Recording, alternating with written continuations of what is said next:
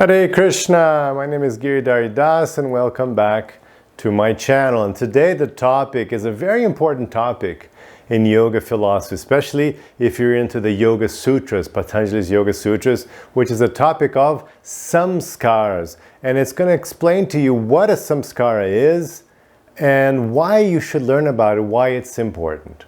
So samskaras are subliminal registers we have. It would be the little bits of information that are held in our unconscious. And the idea that Patanjali explains in the Yoga Sutras is very interesting, because he says that according to your samskaras, according to what the totality of your being, one of these samskaras will come up to your consciousness, and that will form a thought, and that thought will then form other thoughts and actions, and every one of those are causing more samskaras. And that way, you're in a process of a constant transformation, which is actually not too different from what modern neuroscience says, because neuroscience is telling you that every second, every input your brain gets changes your brain. So the idea is somewhat there. And also, very important, that this will let you know how transformation takes place,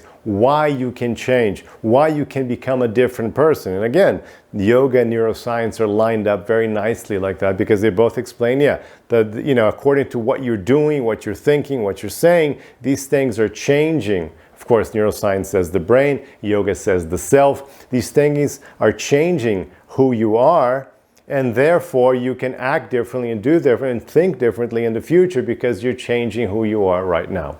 So this is a good way for you to understand the samskaras. Imagine you have this large bucket, and in this bucket I'm putting in little small balls of different colors. To keep it simple, let's say I've got red, white, and blue. Okay, I've got red and white and blue, little balls, little plastic balls inside a big bucket. Now, if I have, let's say, 90% red balls, and then I have 5% white and blue. If I just dip my hand into there, they're all mixed up, right? If I just randomly pick out a ball, it's probably going to be red, right? So that means that nature of mine, that's what's going to come up. And when that ball comes up, then it gets placed there again, and you get more of red inside.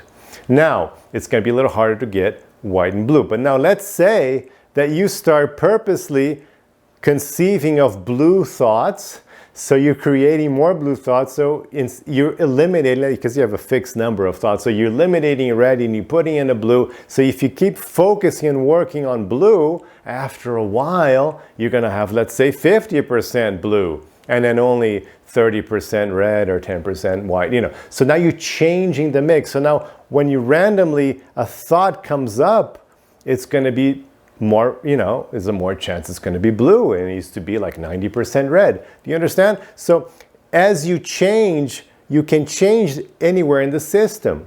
So the idea that yoga is presenting is that, look, if you take control of your mind now and you start focusing on the right things now to your choosing, which you now consider to be the best things to focus on, that will slightly and gradually change who you are. So this, of course, in yoga, what we're talking about is transcendental thoughts. So thoughts that are going to free you from the samsara, because there's samskara and there's samsara. They're kind of similar words. Samsara means the wheel of birth and death, right? And samskaras are these registers we're talking about here.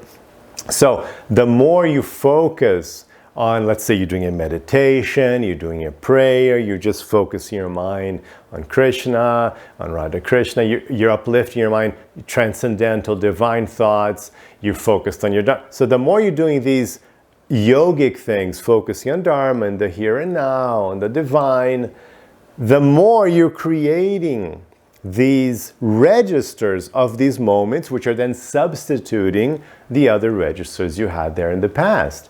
And so Patanjali uses this term burning. You burn this materialistic register and you substitute it with a transcendental register, a register transcendent. So what does that mean?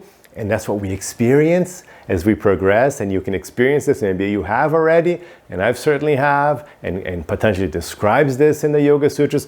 As you invest every day, sadhana every day, you're investing your time, your focus, you're uplifting your thoughts, you're directing your mind, you're in control of your mind, so you're focusing, it's mantras and it's prayers. That changes who you are. So that as time goes on, you more naturally, every day, you more naturally have yogic impulses. What comes up unbound from inside you more and more becomes transcendental desires, transcendental focuses, transcendental action and thoughts. You see, you get more and more yogic because you're changing yourself gradually by forcibly creating such registers, which will then add up to the big bucket of your unconsciousness of who you are. Also, if you stop practicing, if you let your mind wander, every time your mind is wandering in materialness, away from your divine self, then you're creating more of the old, egotistical registers of mundane reality. So then you become more mundane again. And that's why Patanjali says in the Yoga Sutras as well that there is no, there's no time off.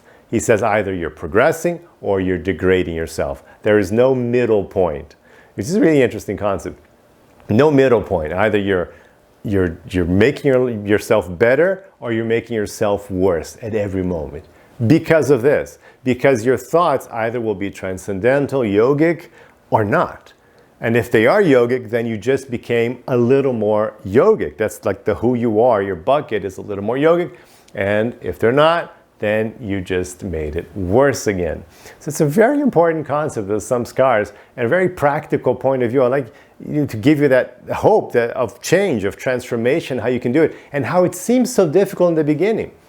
So you can understand in the beginning you have this giant bucket of your unconsciousness, and of course you go and you do a retreat, or you've been doing a mantra meditation for like a week or a month, and it's great, but that's a big bucket there with a lot of little samskara register balls there. So, when you add, you have 1 million balls and you add 5 little balls, it's not going to do much, right? But if you stick to it and you keep doing it and you increase your practice, you get more and more and you advance more and more. And that's also why in the Yoga Sutras, in Patanjali's Yoga Sutras, and also in Bhagavad Gita, but in the Yoga Sutras especially, Patanjali says, the more you practice, the more intense your practice, the quicker you will advance.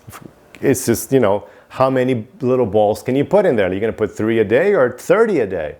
So that's your intensity of practice. If I just, purposely elevate my mind for 5 minutes a day, that's okay, great. I just put 5 little balls there of transcendence into my big bucket of my unconscious.